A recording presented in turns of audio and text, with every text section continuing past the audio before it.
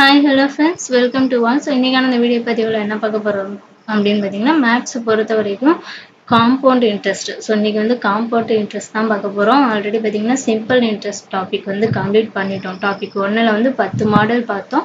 So 10 மாடலும் complete பண்ணிட்டோம். Plus வந்து அதுலேருந்து ப்ரீவியஸ் இயர் கொஷனில் என்ன கேட்டிருக்காங்க அப்படிங்கிறதையும் உங்களுக்கு நான் வந்து டெஸ்ட்டாக வச்சு முடிச்சுட்டேன்.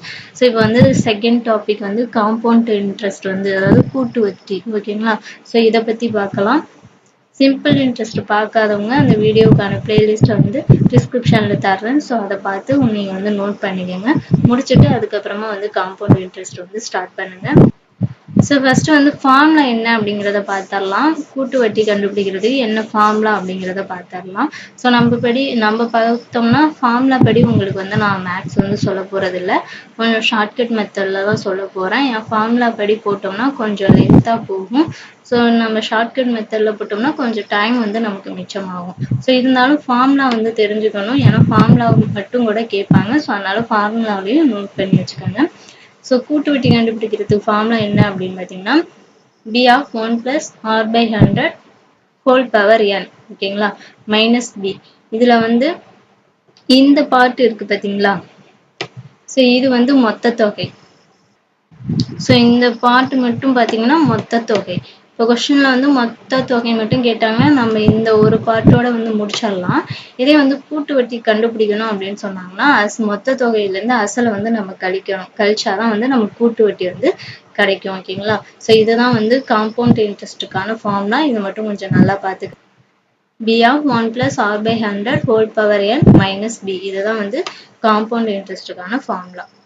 ஸோ இப்போ வந்து நம்ம டேரெக்டாக சம் பார்த்துடலாம். மாடல் 1 இது. ஓகேங்களா? மாடல் 1ல் வந்து கூட்டு வட்டி வந்து கேட்டாங்கன்னா கூட்டு வட்டி கண்டுபிடிக்கிறது எப்படின்னு கேட்டாங்கன்னா எப்படி செய்யணும் அப்படிங்கிறத பார்க்கலாம்.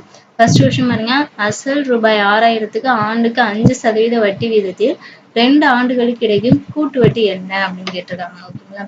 இப்போ அசல் தொகை என்ன 6000, வட்டி வீதம் 5%, ஆண்டு பார்த்தீங்கன்னா 2 ஆண்டு. இப்போ வந்து நம்ம ஃபார்முலா படி போட்டோம்னா கொஞ்சம் லென்த்தாக போகும். அதனால ஷார்ட்கட் மெத்தடில் சொல்கிறேன். நீங்களும் இதையே வந்து ஃபாலோ பண்ணுங்க. அப்போதான் உங்களுக்கு டைம் வந்து மிச்சமாகும். ஸோ ஒன்றும் இல்லைங்க. நமக்கு இப்போ வந்து கூட்டு வட்டி கேட்டாங்க அப்படின்னா ஆர் பாருங்க, அதாவது வட்டி வீதத்தை பாருங்க. வட்டி வீதம் என்ன இருக்கு 5% இருக்கா?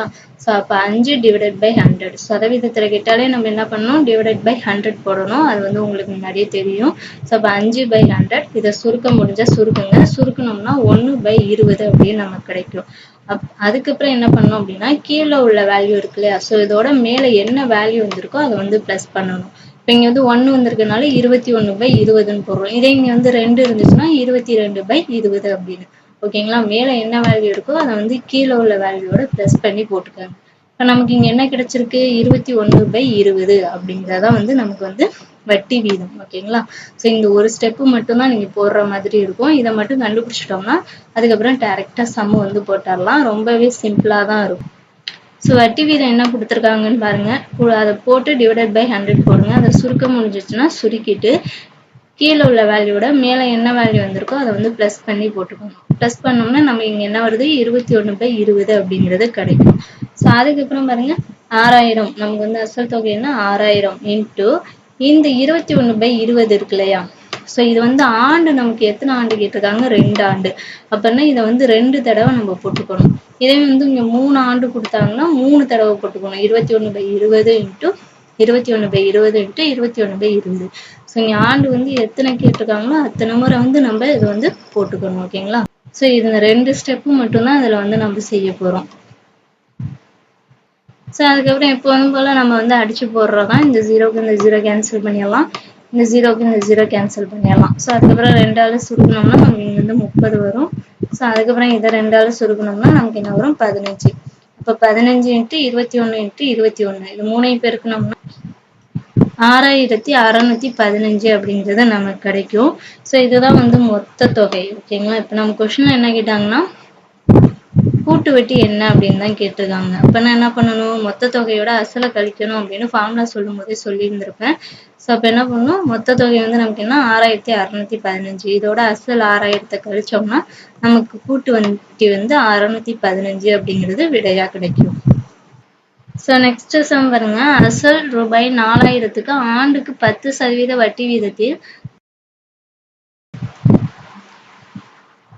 2 ஆண்டுகளுக்கு இடையும் கூட்டு வட்டி காணுங்க அப்படின்னு கேட்டிருக்காங்க. இப்ப அசல் வந்து 4000, வட்டி வீதம் வந்து 10%, ஆண்டு வந்து 2 ஆண்டு.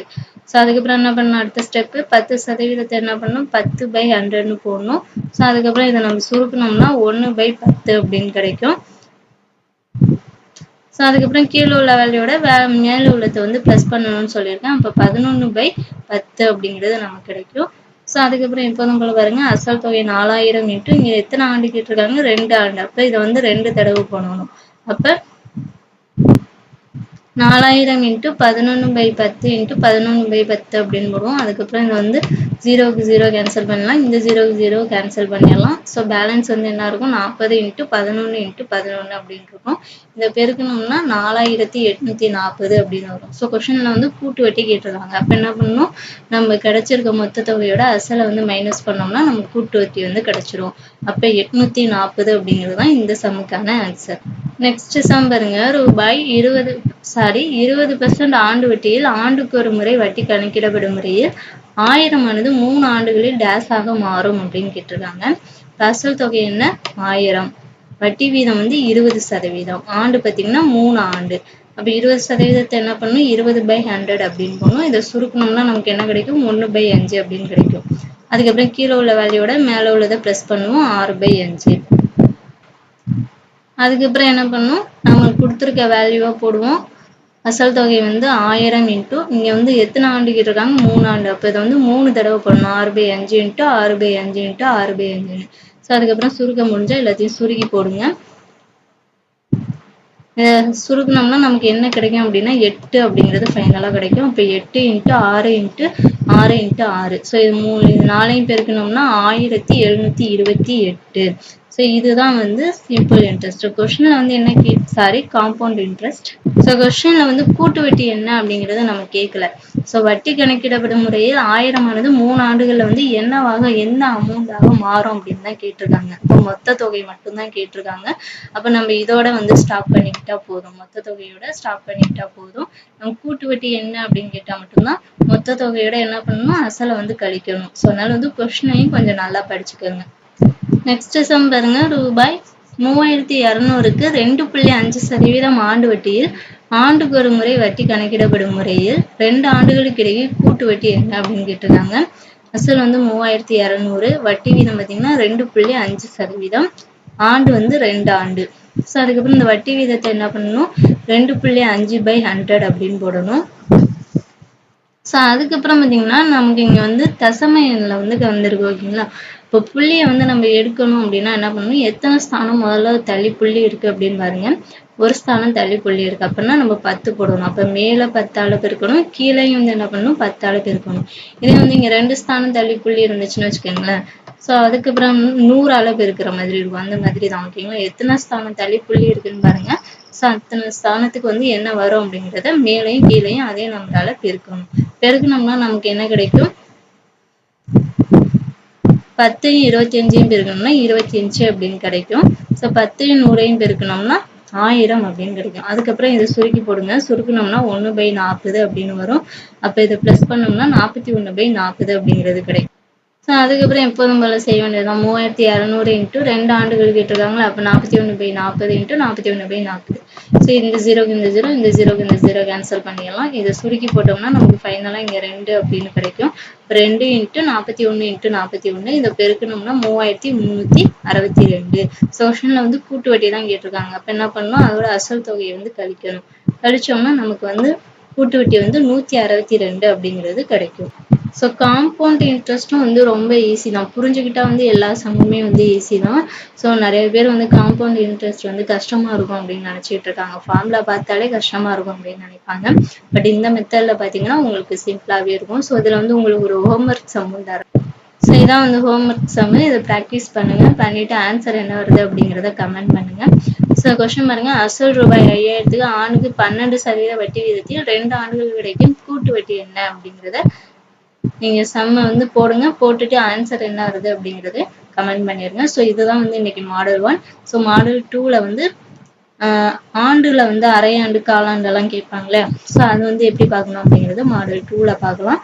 ஸோ இந்த வீடியோ பிடிச்சிருந்துச்சுன்னா ஒரு லைக் பண்ணிருங்க, மறக்காம நம்ம சேனலை